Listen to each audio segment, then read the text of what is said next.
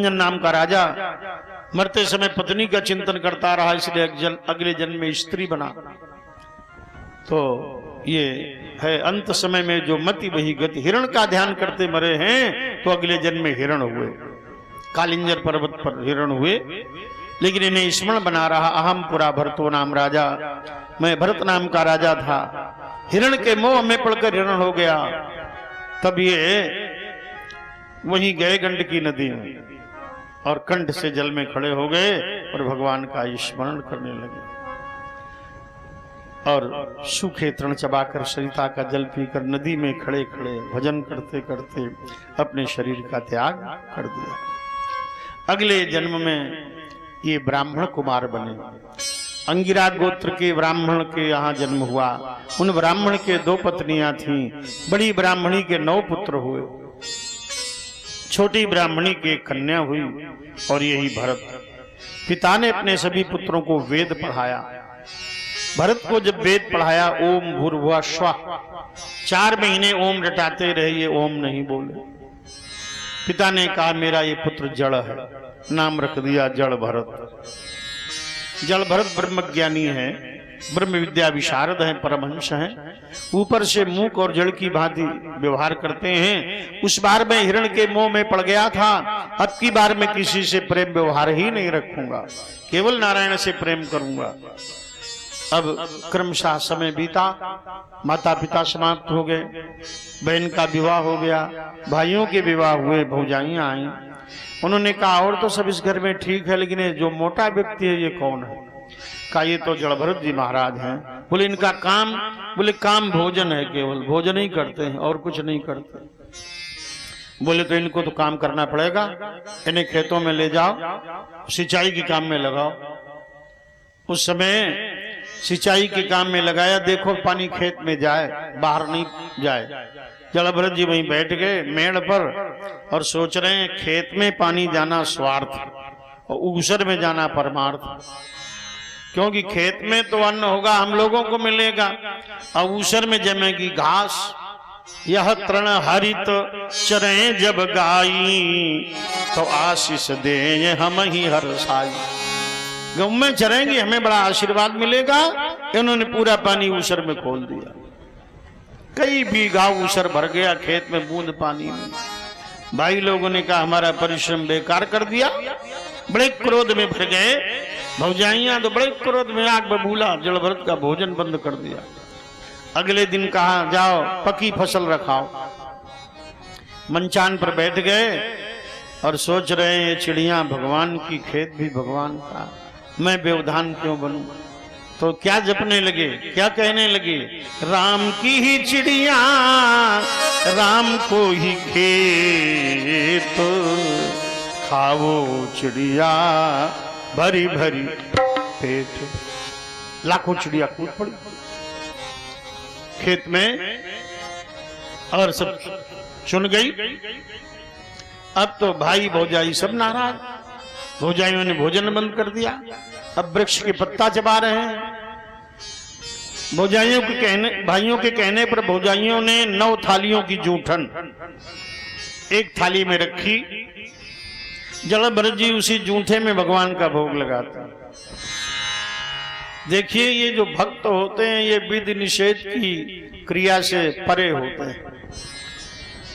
ये तो भक्ति भाव में ही मग्न रहते, कर्मकांडी है, नियमी है, वो बड़ा ध्यान शुद्धता का रखेगा।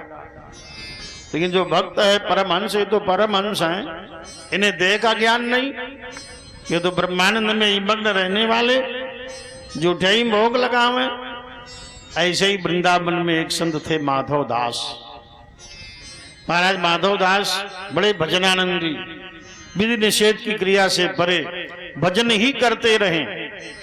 और जब भूख लगे, शरीर का गुणधर्म है, भूख तो लगेगी। जब भूख लगे तो संतों की जब पंगत भोजन कर जाए तो उनके पत्तलों से टुकड़े जूठे शीतकण उठाकर मिट्टी के करवा में भरें और यमुना के तट पर जाकर भगवान का भोग लगावें और तब वो प्रसाद पालें संतों का। ऐसा ही क्रम रहा। एक दिन भजन कुछ बहुत बढ़ गया संत भोजन करके चले भी गए। अब जब ये अंतर मन से बहिर्मुखी हुए तो गए, वहां देखा सब संत जा चुके हैं, तो जल्दी से इन्होंने शीतकण टुकड़े उठाए, करवा में भरे, यमुना के तट पर आए। और आज भूख बहुत तेज थी, देर बहुत हो गई थी, तो बिना भोग लगाए ही कौर मुख में रख लिया। जब मुख में रखा, भूल गए थे तो भूल ही जाते, लेकिन तब याद आ गई, अरे भोग तो लगाया ही नहीं। अब सोचने लगे कि भगवान को भोग नहीं लगाया, क्या करें, क्या इसको हम उगल दें? नहीं नहीं, ये तो संतों का प्रसाद है, और फिर अब भोग कैसे लगाऊं? संतन को यह शीत प्रसाद लियो मुख डारी, न जात गिरायो संतन को यह।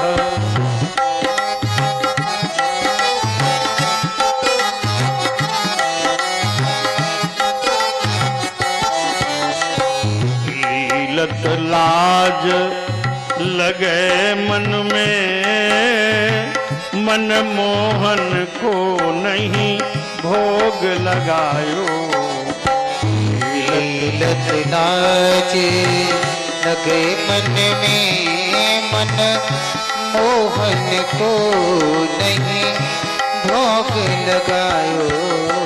भई गति सांप छछूंदर की,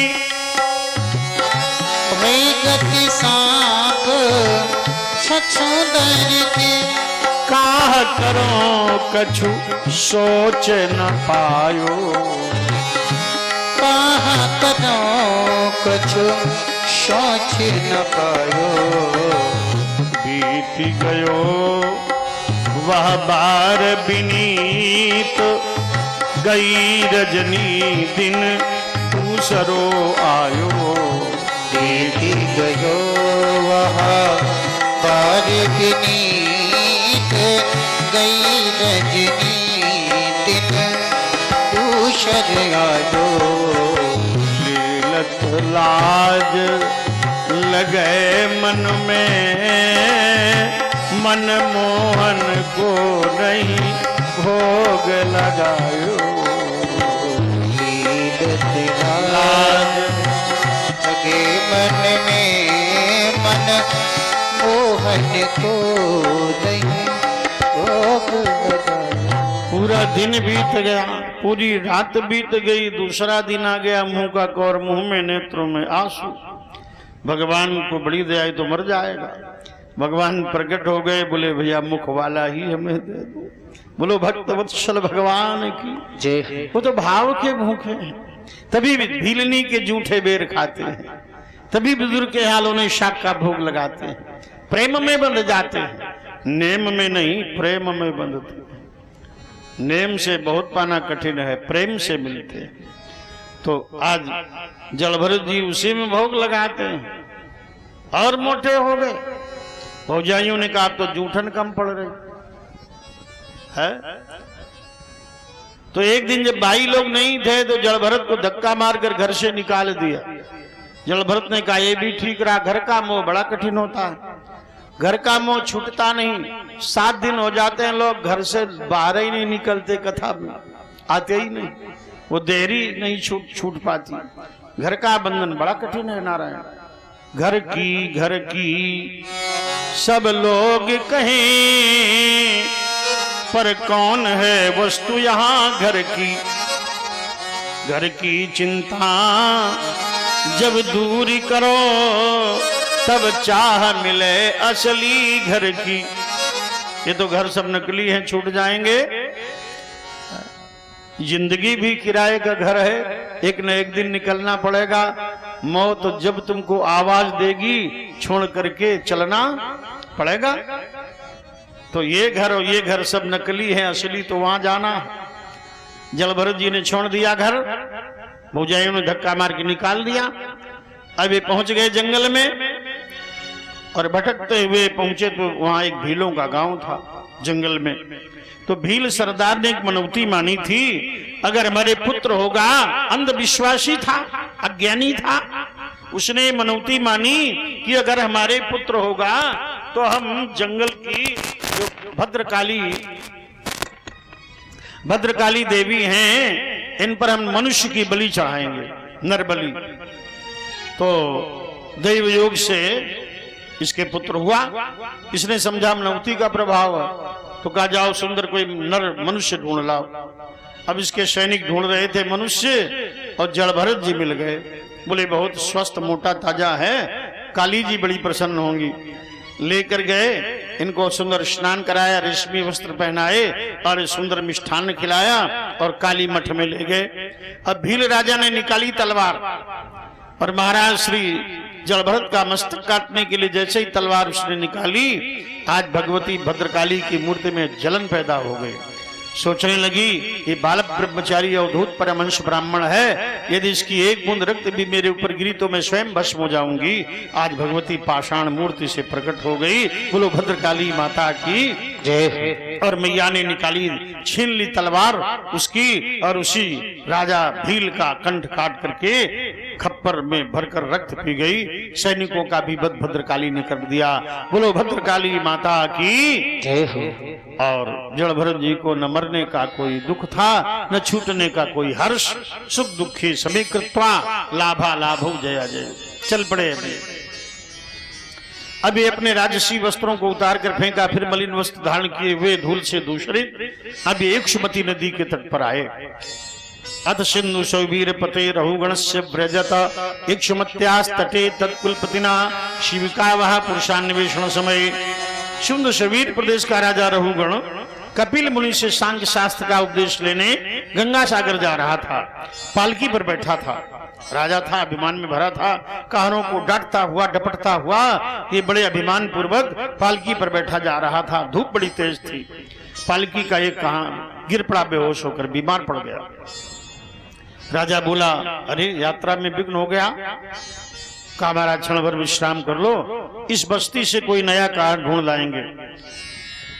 तो नया कार ढूंढने के लिए गए तो रेती में जड़भरत जी लेट रहे थे। तो बोले तुम कौन हो? तो हंसने लगे। उन्हें ही कहार समझ के पकड़ लाया और पालकी में लगा दिया। अब ये पालकी का बांस ढो रहे हैं, सोच रहे हैं कोई प्रारब्ध भोग है तो पालकी ढोनी पड़ रही है। लेकिन ये जो चींटियां हमारे पैरों के नीचे कुचल रही हैं, ये तो बहुत बड़ा पाप हो रहा है। मेरे भगवान सर्वत्र हैं। ओम ईशावास्यमिदं सर्वम यत्किंच जगत्याम जगत तेन त्यक्तेन भुंजीथा मां गृधा कसोचित धनम। मेरे प्रभु सर्वत्र हैं, कण-कण में हैं। विद्या विनय संपन्ने ब्राह्मणे गविहस्तिनी सुनिचैव स्वपाके च पंडिता समदर्शिना। हमारे भगवान सर्वत्र हैं, कण-कण में हैं, जर्रे जर्रे में हैं। जर्रे जर्रे में है झांकी भगवान की, किसी सूझ वाली आंख ने पहचान की।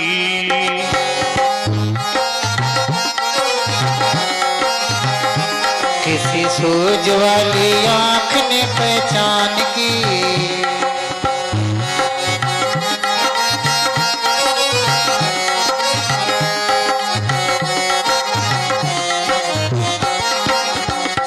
जर्रे जर्रे में है झांकी भगवान की, किसी सूझ वाली आंख ने पहचान की। जर्रे जर्रे में है झांकी भगवान की, किसी सूझ वाली आंख ने पहचान की।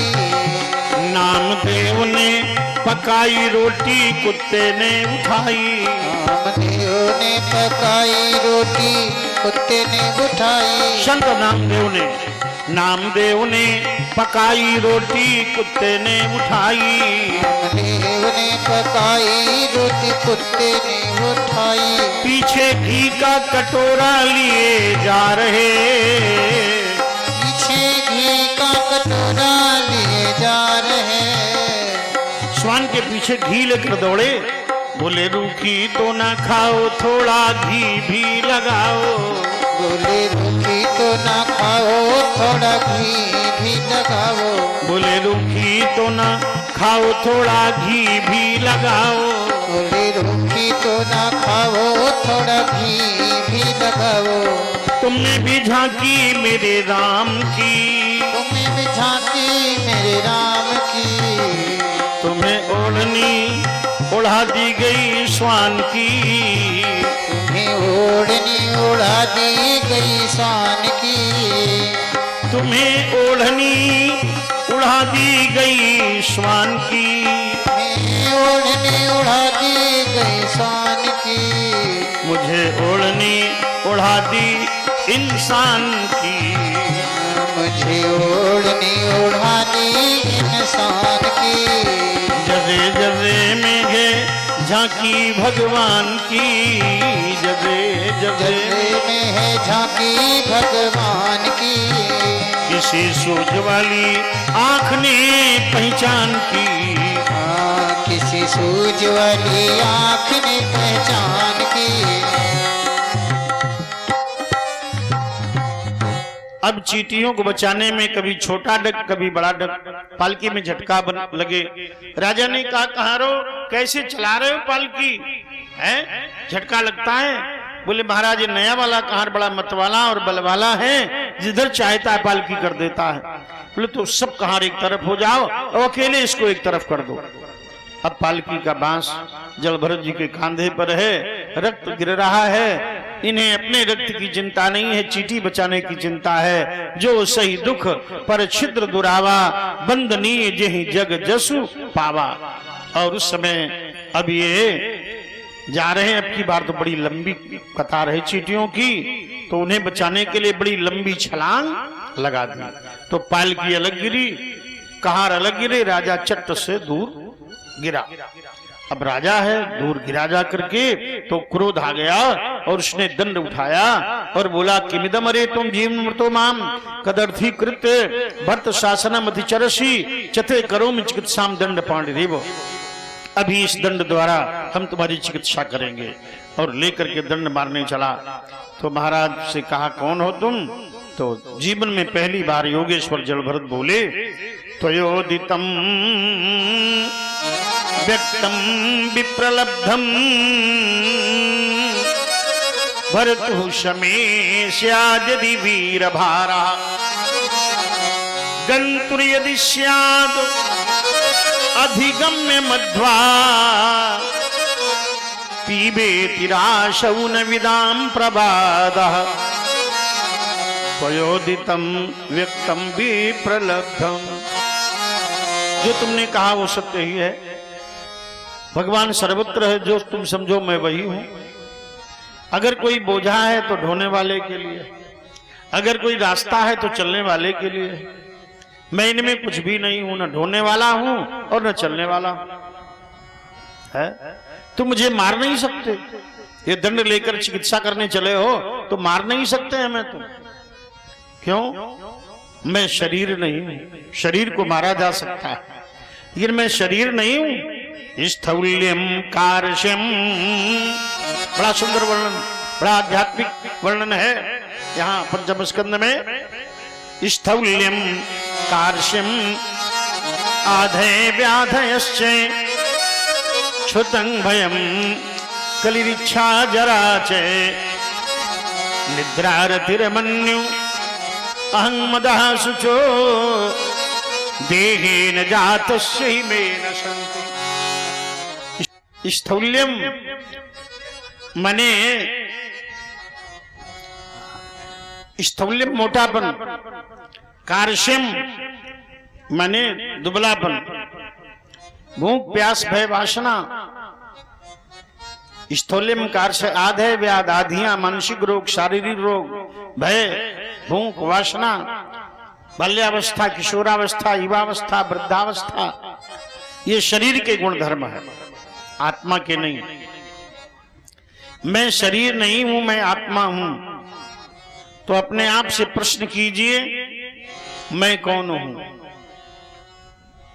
एक जगह हमने कहा एक निबंध लिखो मैं कौन हूं। तो एक लिखकर लाए मैं अध्यापक हूं और कविता बना के लाए उस पर। तो हमने कहा नहीं, ये तो संसार के भौतिक पद प्रतिष्ठा हैं, ये सत्य नहीं। अध्यापक हो, व्यापारी हो, व्यवसायी हो, ये कुछ नहीं। कौन हो? अपने आप से प्रश्न करो, मैं कौन हूं? तो अहम ब्रह्मास्मि, मैं ब्रह्म तत्व हूं। प्रज्ञानम ब्रह्म, अयम आत्मा ब्रह्म, तत्वमसि सोहम,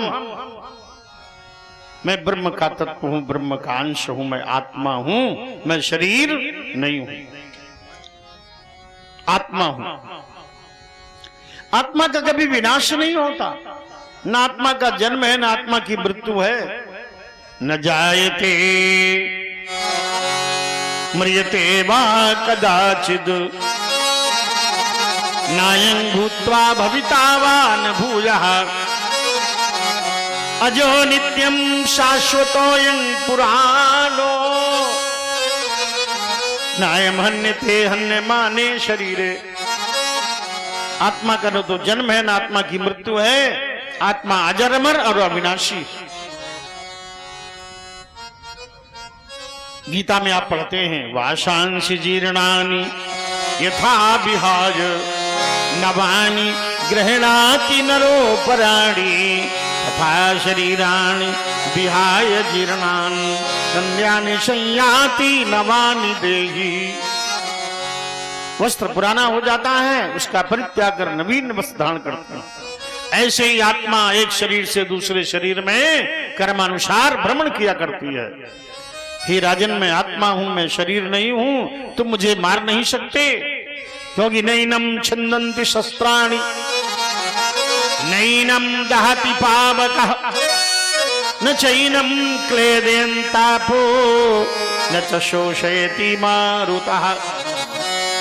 आत्मा को शस्त्र नहीं काट सकते, अग्नि नहीं जला सकती, वायु नहीं सुखा सकती, जल नहीं डुबा सकता।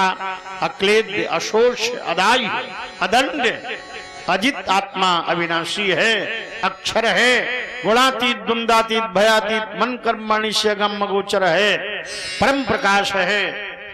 तो मुझे मार नहीं सकते।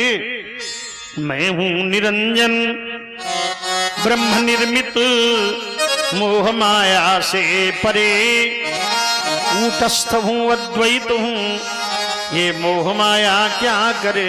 मैं कूटस्थ हूं, मैं अद्वैत हूं, मैं निरंजन हूं, शुद्ध हूं, बुद्ध हूं, परमात्मा तत्व हूं, तुम मुझे मार नहीं सकते। दयाभास से परे जीवन मुक्त योगी जड़ भरत ने जब ऐसा कहा तो राजा घुटनों के बल बैठ गए, ज्ञान को नमन किया और कहा, महाराज कस्त्वं निगूढ़ चरसि द्विजानां, बिभर्षि सूत्रं कतमोऽवधूतः। आप अपने वेश को छिपाए हैं। कस्त्वम, आप कौन हैं? निगूढ़ चरसि, अपने को छिपाए घूम रहे हो। द्विजानाम सूत्रम बिभर्षि, ब्राह्मणों के सुंदर यज्ञोपवीत को धारण किए हो। कतमो अवधूता, आप कोई अवधूत हैं, दिगंबर हैं, परमहंस हैं। आप कौन है महाराज, बताइए। राजा बोला, ना हम विशंके सुरराज वज्रात, ना हम विशंके सुरराज वज्रात, न तृक्ष शूलात, न यमस्य दंडात, नान्यर्घ्यसोमानिल वित्तपाशात्, शंके वृषम ब्रह्मकुलावमाना। नाम विशंके सुरराज वज्रात, सुरराज वज्रात अहम न विशंके। सुरराज देवराज इंद्र के वज्र से मैं नहीं डरता। त्रिक्ष शूलात, भवस्य शूलात अपि न विशंके, शंकर जी के त्रिशूल से भी मैं नहीं डरता। यमस्य दंडात, यम के दंड से नहीं डरता। ना हम विशंके सुरराज वज्रात, न त्रिशूलात, न यमस्य दंडात, ना निर्क सोमानिल, अर्क सूर्य से नहीं डरता, चंद्र से नहीं डरता, अग्नि वायु से नहीं, वरुण से नहीं डरता, लेकिन मैं डरता शंके भृशम ब्रह्म कुलाभ माना, तो ब्राह्मण के अपमान से मैं बहुत डरता हूं। आप ब्राह्मण तो नहीं है महाराज, क्योंकि इंद्र कुलिश मम शूल विशाला, इंद्र कुलिश मम शूल विशाला, काल दंड हरि चक्र कराला, काल दंड हरि चक्र कराला, जो इन करे मारा नहीं मरई, इन करे मारा नहीं मरई, विप्ररोष पावक शो जरई, विप्ररोष पावक सो जरई।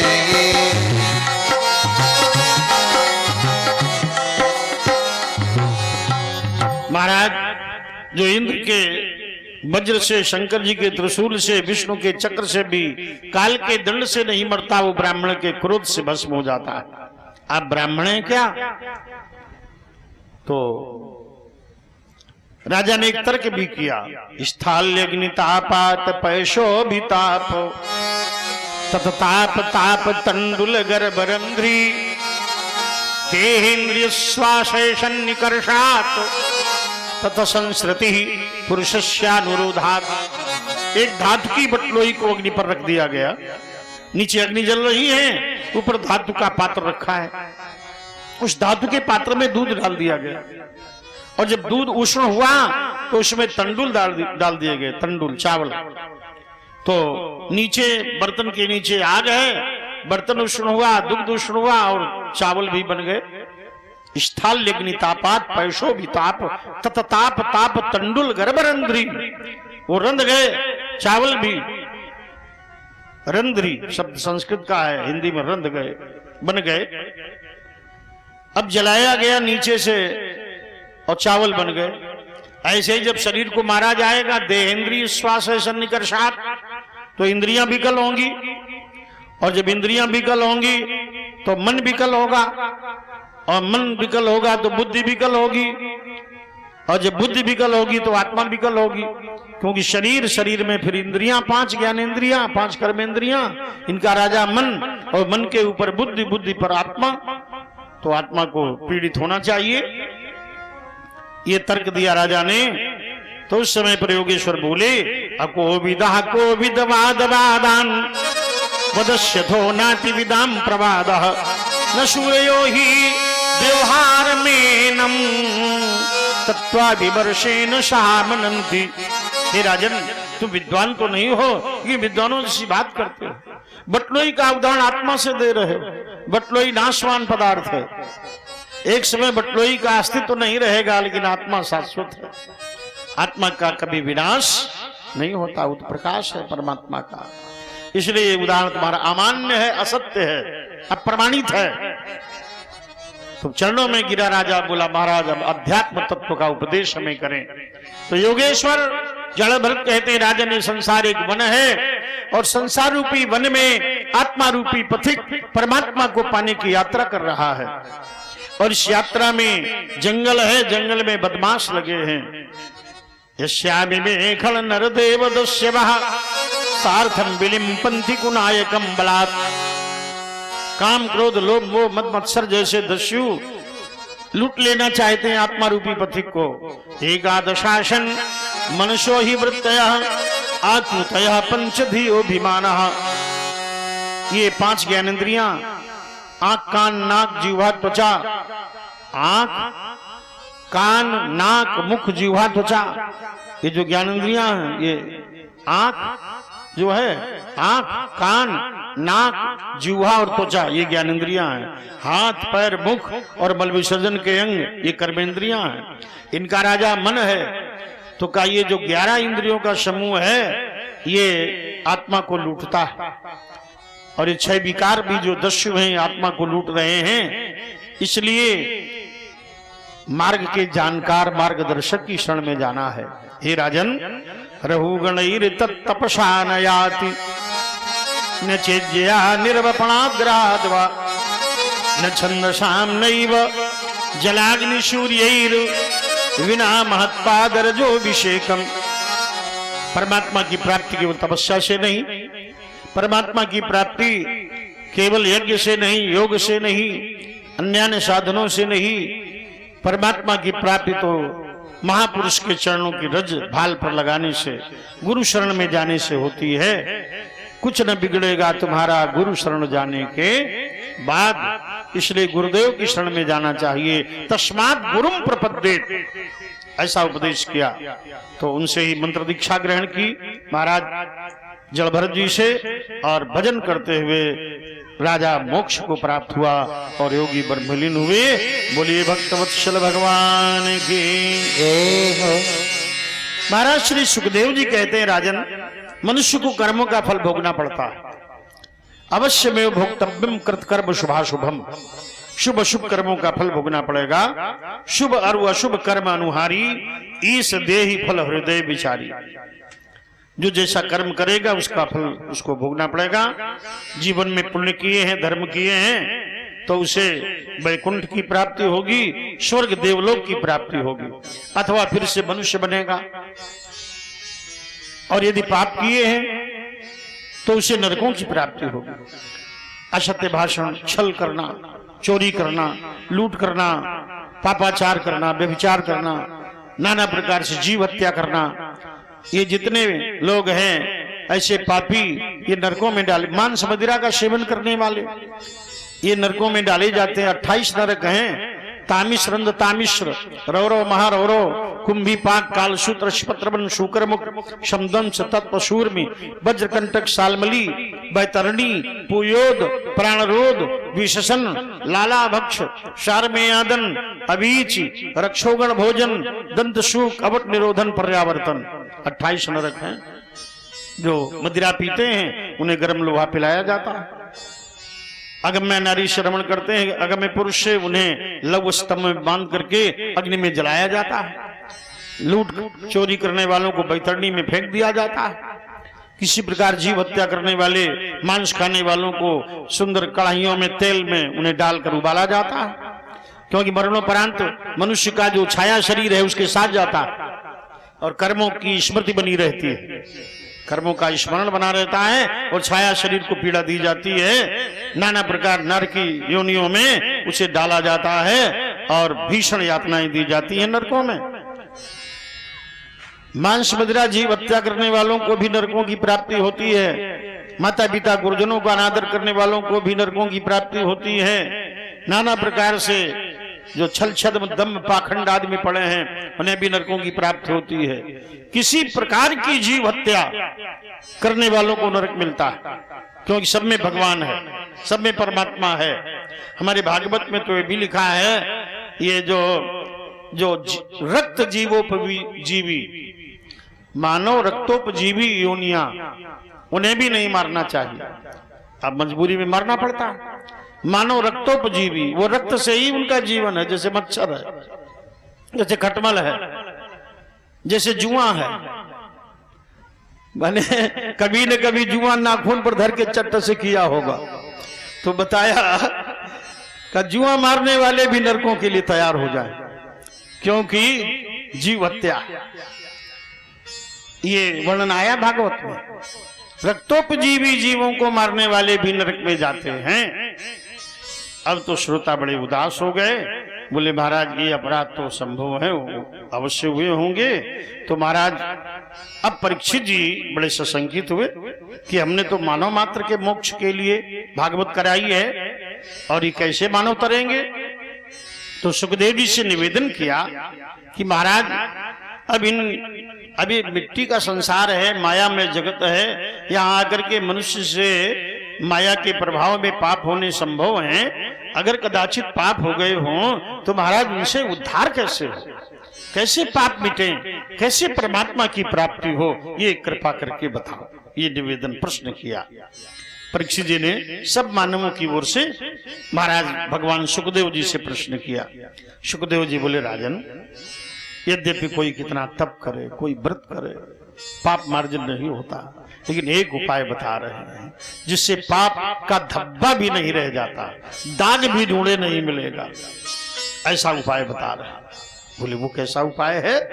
बोले शक्रिन मनः कृष्ण पदारविंदयोर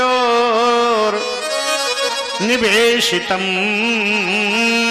तद्गुणरागयैरिहि न ते यमं पाशभृतश्च तद्भटान् स्वप्नेऽपि पश्यन्ति जीर्ण निष्कृतः। जिसने एक बार भी सच्चे मन से कृष्ण चरणों में मन लगा दिया, शक्रिन मनः कृष्ण पदारविंदयो, एक बार भी जिसने कृष्ण के चरणारविंदों में निवेशितम मनः, मन का निवेश कर दिया। धन का निवेश तो बहुत किया होगा प्यारे, अब भागवत मन का निवेश बता रही है। मन का निवेश करो, बोले कहां? बोले भगवान के चरणों में। एक बार भी अगर ये निवेश, ये योजना, ये पॉलिसी आपने ले ली जीवन में, मन निवेश की पॉलिसी, भगवान कृष्ण के चरणों में मन लगा दिया, तो यमलोक नहीं जाना पड़ेगा। ध्यान रखना। शक्रिन मनः कृष्ण पदारविंदयोर निवेशितम तद गुण रागैरिहि, और उनके गुणों में रंग गए, कृष्ण रंग में, तो नते यमम, तुम्हें यमलोक और नरकों में नहीं जाना पड़ेगा। अस्वप्ने पि पश्यन्ति, स्वप्न में भी तुम्हें नरक नहीं देखने पड़ेंगे। स्वप्ने पि पश्यन्ति जीर्ण निष्कृतः, ये प्रभाव है। ये भागवत में आश्वासन दिया। गीता जी में क्या आश्वासन दिया? देखिए, सर्वधर्मान परित्यज्य मामेकम शरणम ब्रज अहम त्वा सर्व पापेभ्यो मोक्षयिष्यामि मा शुचः। तुम संसार के लोक धर्मों का त्याग करके मेरी शरण में आ जाओ, मैं तुम्हें सभी पापों से मुक्त कर दूंगा। मानस में क्या कहा? सन्मुख होए जीव मोहि जबहि, सन्मुख होए जीव मोहि जबहि, जन्म कोटि अघ नासहु तबहि, जन्म कोटि अघ नासहु तबहि।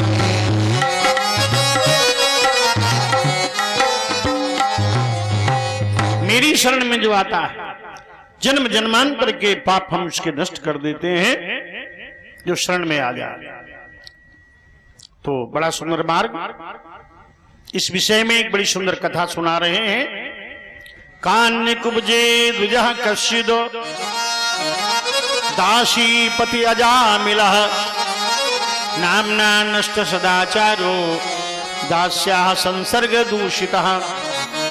कान्यकुब्ज माने कन्नौज में एक ब्राह्मण रहते थे जिनका नाम था अजामिल। और अजामिल पहले माता पिता के भक्त थे। माता पिता के आदेश से जंगल में कंदमूल फल लेने गए। वहां इन्होंने एक वेश्या को देखा। ददर्श कामिनम कश्चिद शूद्रं साभुजिष्यया पीत्वा मधुमैरेयम मदाघूर्णितलोचनः। इन्होंने एक वेश्या को देखा, शूद्र को देखा, जो एक वृक्ष के नीचे दोनों मदिरा पी रहे थे और काम चर्चा में मग्न थे। अजामिल ने वेश्या को देखा, जैसी दृष्टि वैसी सृष्टि। अजामिल के मन में वेश्या का चिंतन होने लगा। अब ये पूजन पाठ करते हैं लेकिन इनका मन वेश्या में लगा रहता है। एक दिन 16 श्रृंगार की वेश्या द्वार पर खड़ी थी। अजामिल से बोली, महाराज प्रणाम, आज आपका हमारे यहाँ भोजन है।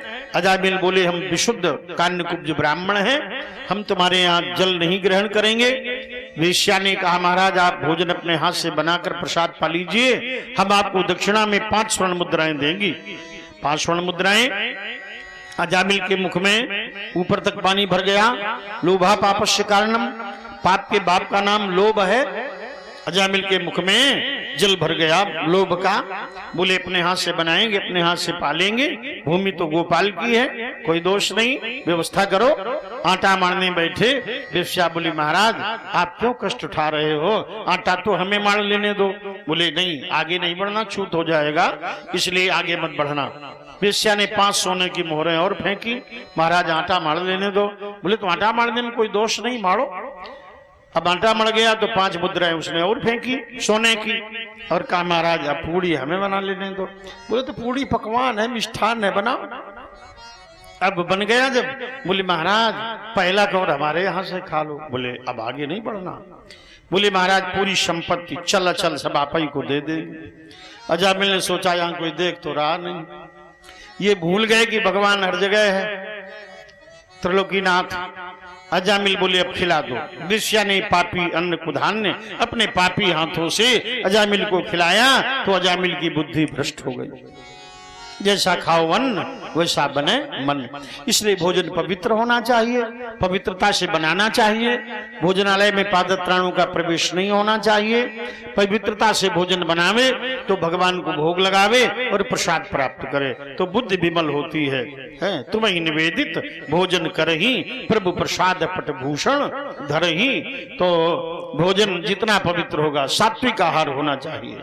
जितना सुंदर भोजन 3 प्रकार का है, सात्विक, राजस और तामस। सात्विक आहार से सतोगुणी बुद्धि होती है, तो इसलिए पवित्रता। अब जब से बफर सिस्टम चल गया, पवित्रता सब लोप हो गई। इसलिए सात्विक भोजन को बल हमारे शास्त्रों ने दिया है। सात्विक भोजन हो, पवित्र भोजन हो, और भगवान को भोग लगाकर तुलसी रख करके प्रसाद पाया जाए तो बहुत भजन बनता है। तो महाराज अब अजामिल तो बुद्धि इनकी भ्रष्ट हो गई। अब वेश्या के साथ भोजन करने लगे और वेश्या के अपनी पतिव्रता सुंदर पत्नी को त्याग दिया और वेश्या के घर में रहने लगे। वेश्यागामी हो गए, दासी के संसर्ग से दूषित हो गए। एवं निवसस्तस्य लालयायान तत्सुतान कालोत्यगान महान राजन 88 समायुधा। इस प्रकार वेश्या के यहाँ रहते हुए अजामिल के जीवन के 88 वर्ष व्यतीत हो गए। 88 साल वेश्या के यहाँ रहे। शरीर वृद्ध जर्जर हो गया। इनके पुत्र इत्यादि भी हुए वहां, और वहां पर अभक्ष खाते रहे, चोरी करते रहे, लूट करते रहे, वेश्या के घर में रहते रहे, सत्कर्म से गिर गए।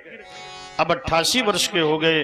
वेश्या ने देखा भी वृद्ध कमाने योग्य नहीं रहा तो धक्का मारकर घर से निकाल दिया। दुष्ट वेश्याएं होती ही दुष्ट। अब अजामिल रो रहे हैं कि हम क्या करें, कहां जाएं। जवानी में आए थे घर छोड़ करके, थे दांत हाथी दांत सम मजबूत हिलने लग गए। जैसे गिरे छत से कड़ी एक एक गिरने लग गए।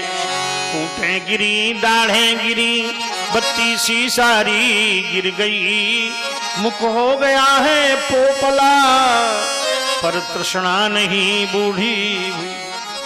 काया गली झुर्री पड़ी, लोह हुआ है लापता। पग डगमगाते चालते, कर कांपते सिर हालता। ली हाथ लाठी बांस की, धनुषम कमर है झुक गई। काया हुई बूढ़ी मगर तृष्णा नहीं बूढ़ी हुई। अब इन्हें स्मरण आया हमारी पत्नी होगी, हमारी पत्नी होगी। अब अजामिल घर गए तो धर्म पत्नी ने इनका बड़ा स्वागत किया। वो वृद्धा हो गई हैं, ये भी वृद्ध हैं। जाना है कि वेश्या के घर से आए हैं, लेकिन वो पति परायणा नारी जीवन भर पति के स्मरण में उपासना करती रही। एक ही धर्म एक व्रत नेमा, अकाय बचन मन पति पद प्रेमा। ऐसी धर्म पत्नी। पत्नी शब्द का वेद में अर्थ है, वेद का शब्द है पत्नी। पतनात त्रायते यासा पत्नी, जो अपने पति को पतन से बचा लेती है, इसलिए उसका नाम पत्नी है। और धर्म को बढ़ाती है, धर्म कर्म करती रहती है, पति से भी करवाती है, इसलिए उसका नाम धर्म पत्नी है। धर्म को बढ़ाने वाली है और पतन से बचाने वाली है, इसलिए उसको धर्म पत्नी कहते हैं। पति के लिए, पुत्रों के लिए व्रत करती है, जल नहीं लेती है, ऐसा व्रत करती है। पतनात्राय इसलिए पत्नी शब्द का प्रयोग वेद में हुआ। देखिए हमारा वेद, हमारी भाषा इतनी दिव्य है कि इसका ट्रांसलेशन कोई करे, ट्रांसलेशन सटीक नहीं हो सकता, सटीक नहीं हो सकता। ये जैसे धर्म है, धर्म की व्याख्या सब लोग नहीं जानते, उन्होंने पंथों को धर्म मान लिया, हिंदू मुस्लिम सिख ईसाई। लेकिन धर्म क्या है? बोले सत्य, अहिंसा, तप, त्याग, संयम, सदाचार, ये धर्म है। नहीं सत्यात् परो धर्म। तो हमारे शास्त्रों की का ट्रांसलेशन किसी भाषा में सटीक नहीं हो पाया। अब पढ़े लिखे लोगों से पूछो साथ में आपके कौन है श्रीमती, तो कहेंगे वो धर्म पत्नी कहने में ला जाती है। गृह लक्ष्मी तो बोलेंगे नहीं, गृह लक्ष्मी कहना चाहिए, हमारी गृह लक्ष्मी है, देवी है, धर्म पत्नी है। वो कहेंगे wife, she is my wife. तो हमने कहा wife is knife, she cuts the life. Wife मत कहना, वो तो लाइफ को काट देती है विदेशों में, कपड़े की तरह बदल देती है पति को, जैसे कपड़ा नहीं बदला जाता ऐसे ही बदल देती है। इसलिए भारतवर्ष की धर्म पत्नी का 7 जन्मों का नाता होता है, इसलिए देवी है। भारतवर्ष की जो नारी है वो देवी है, इसलिए इसका आदर है, इसकी पूजा है, इसकी वंदना है। यत्र नारस्त पूज्यन्ते रमन्ते तत्र देवता। जहां नारी का आदर होता है वहां देवता निवास करते हैं। ये भारतवर्ष की देवी, भारतवर्ष की देवी ने अपने पति का स्वागत किया। वेश्या ने निकाल दिया, उल्टाएं तो बदलती रहती है, लेकिन जो भारतवर्ष की नारी, वैदिक नारी है, पति को परमेश्वर मानती है, अपने पति का स्वागत किया। आज आत्मग्लानि से रोने लगे अजामिल, रोने लगे, विह्वल हो गए। हे प्रभु, मैंने पत्नी का त्याग किया, दुष्टा कुल्टा के चक्र में पड़ा रहा, हे भगवान मुझे क्षमा करो, क्षमा करो।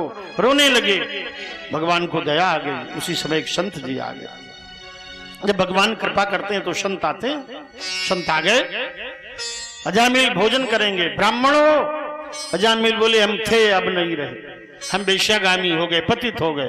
बोले तुम्हारा हृदय निर्मल है, लो ये फल, ये ब्राह्मणी को खिला देना, फल के प्रताप से तुम्हारे पुत्र होगा, उसका नाम रखना तुम नारायण।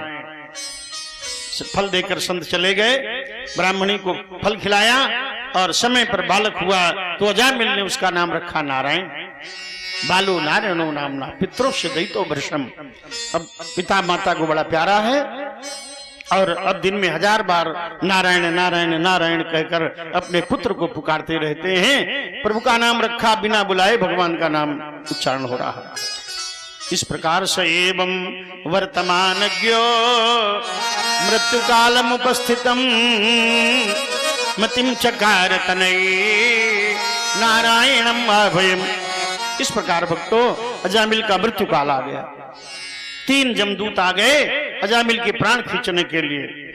सपासस्तान त्रिन दृष्ट्वा पुरुषान भ्रष्टारुणाम ऊर्ध्वतुंड, ऐसे ऊर्ध्वरोम वक्रतुंड आत्मानम नेतुमागतम, ऐसे बड़े पर्वताकार वो जमदूत आ गए, अजामिल के प्राण खींच रहे हैं। अजामिल घबराए।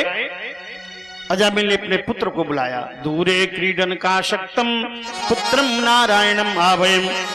दूर खेलते हुए अपने पुत्र नारायण को पुकारा, नारायण नारायण नारायण। निशम्य म्रियमाणस्य गुरुवतो हरि कीर्तनम भरतु नाम महाराज पार्षदा सहसा पततो। मरने वाले के मुख से नारायण का नाम निकल रहा है। भगवान के गण आकाश से उतर पड़े, अजामिल के आंगन में आ गए। सभी सुंदर चतुर्भुज रूप धारण किए हुए थे, गदाएं लिए हुए थे और आए जमदूतों पर गदा तान दी। कौन हो तुम? इस भक्त को कहां लिए जा रहे हो? कहा महाराज ये भक्त नहीं, वेश्यागामी है, पापी है, हम इसे नरकों में ले जाएंगे। बोले पापी ये तब था, अब नहीं रहा। बोले क्यों? कहा तो नारायण बोल रहा है। भगवान का नाम लेने से पापी नहीं कोई रह जाता। भगवान ने बाली से कहा तुम बड़े पापी हो। बाली बोला मैं था, अब नहीं रहा।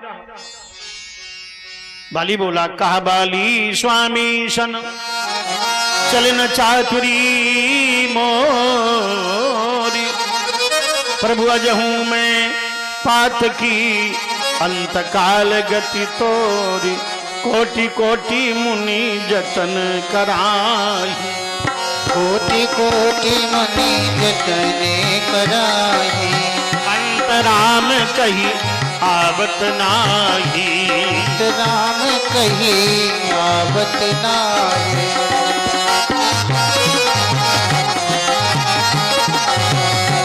और इसके मुख से नारायण नाम निकल रहा है। अब ये पापी नहीं रहा।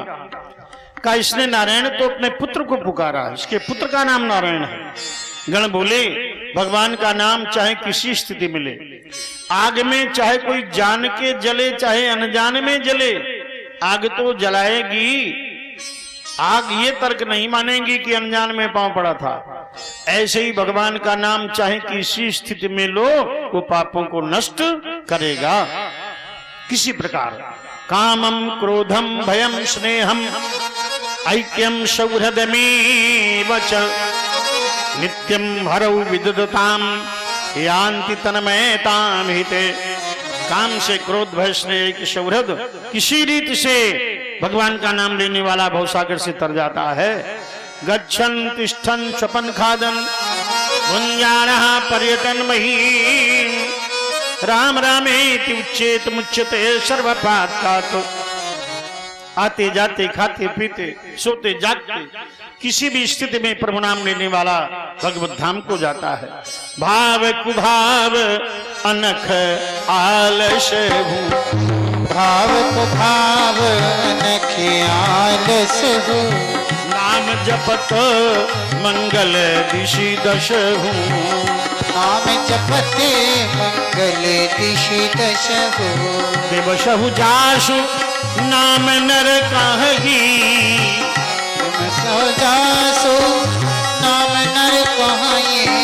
मोह जनित दारुण अग दहगी, मोह जनित दारुण अग दहगी। अब अजामिल बैकुंठ जाएगा। अजामिल को फरमाइश दे दी और यमदूतों को भगा दिया। अजामिल हरिद्वार गए, हरि की पैड़ी पर बैठकर भगवत नामों का संकीर्तन किया और तब भगवान के गण सुंदर विमान लाए और उस पर अजामिल को बैठाकर बैकुंठ ले गए हैं। अजामिल जैसा पापी तर गया तो आप क्यों नहीं करेंगे? बोलो वृंदावन बिहारी लाल जय। अभी तक आपने भक्तों की कथा सुनी, अब आगे भक्त शिरोमणि की कथा है। नाम जपत प्रभु कीन प्रसादु, भगत शिरोमणि भे प्रहलाद। सुंदर सप्तम स्कंद में चरित्र है। एकदा ब्रह्मणा पुत्राः विष्णु लोकम यदृच्छया, शनंदादयो जगमुः शरंतो भुवनत्रयम्। एक बार ब्रह्मा के मानस पुत्रों सनक, सनंदन, सनातन, सनत कुमार भगवान नारायण का दर्शन करने के लिए बैकुंठ गए। पहरे पर खड़े थे भगवान के द्वारपाल जय और विजय। जय विजय ने इन्हें सामान्य बालक समझकर भीतर नहीं जाने दिया। सनत कुमारों ने उन्हें शाप दे दिया, 3 जन्म दैत्य बनोगे। विप्र शाप के दोनों भाई, तामस असुर देह तिन पाई। कश्यप और दिति से उत्पन्न हुए हिरण्यकश्यप और हिरण्याक्ष। बलवान हिरण्याक्ष ने धरती का हरण कर लिया था, तब 12 भगवान ने इसका वध किया था। ये बात जब हिरण्यकश्यप को मालूम हुई तो भाई का प्रतिशोध लेने के लिए, भगवान का वध करने के लिए ये संकल्प किया इसने, और जाकर के महेंद्राचल पर्वत पे शिखर पर खड़े होकर, दाहिने चरण के अंगूठे के बल पर खड़े होकर दोनों भुजाएं ऊपर उठा ली और तपस्या करने लगा। शतेपे मंदर द्रोण्याम तपः परम दारुणम, ऊर्ध्वबाहु नभो दृष्टि पादांगुष्ठ श्रितावनी। दोनों भुजाएं ऊपर उठाकर ब्रह्मणे नमः, ओम ब्रह्मणे नमः आराधना करने लगा। इसके मस्तक से लपटें निकली आग की, देवलोक में छा गईं। भयभीत देवता ब्रह्मा की शरण में गए। ब्रह्मा वरदान देने आए, उठो उठो, लेकिन उसका शरीर पुष्कांश से ग्रसित था, अस्थि मात्र मिट्टी का ढेर हो गया था। ब्रह्मा ने कमंडल के जल से ऐसे जल छिड़का तो हृष्ट पुष्ट होकर हिरण्यकश्यप उठा और ब्रह्मा जी की स्तुति की। ब्रह्मा जी बोले वरदान मांग लो। हिरण्यकश्यप ने वरदान मांगा, महाराज यदि आप वरदान देना चाहते हैं, यदि दास्य से विमतान वरान में वरदोत्तम भूतेभ्या तत्वशिष्टेभ्यो मृत्युर्भुवनमा कदाचन, आपके द्वारा रचे गए किसी जीवधारी से मेरी मृत्यु न हो, ये वरदान दीजिए। ब्रह्मा जी चौंके, बोले चौंके नहीं महाराज, अभी तो शुरुआत की, अगला वरदान दीजिए। नान्तर बहि दिवानक्तम नन्यस्माद पिचायुधई न भूमौ न अंबरे मृत्युर्न नरई न मृगैरपि, न मैं धरती में मरूं, न आकाश में मरूं, न भीतर मरूं, न बाहर मरूं, न दिन में मरूं, न रात में मरूं, न अस्त्र शस्त्र से मरूं, सुर असुर नरनांग किन्नर गंधर्व चारण सिद्ध किम पुरुष किसी से नहीं मरूं, आपके द्वारा रचित जीवधारी से नहीं मरूं, तीनों लोगों का मैं सम्राट हो जाऊं। ब्रह्मा बड़े आश्चर्य में, बड़े दुर्लभ वरदान। हिरण्यकश्यप ने कामिनी तपस्या भी दुर्लभ की है। अंत तो गत्वा ब्रह्मा बोले एवं मस्त। और जब वरदान मिल गया तो विशाल पर्वताकार शरीर लिए हुए दैत्य सेना लेकर तीनों लोक जीत लिए, इंद्रलोक पर अधिकार कर लिया, देवता बंदी बना लिए। कहा कैसे, विष्णु का वध कैसे करूं? तो मंत्रियों ने कहा भक्तों को मारो, संतों को मारो, ब्राह्मणों और गौओं को मारो, तो उन्हें बचाने के लिए भगवान सामने आएगा, तब उसे मार लेना।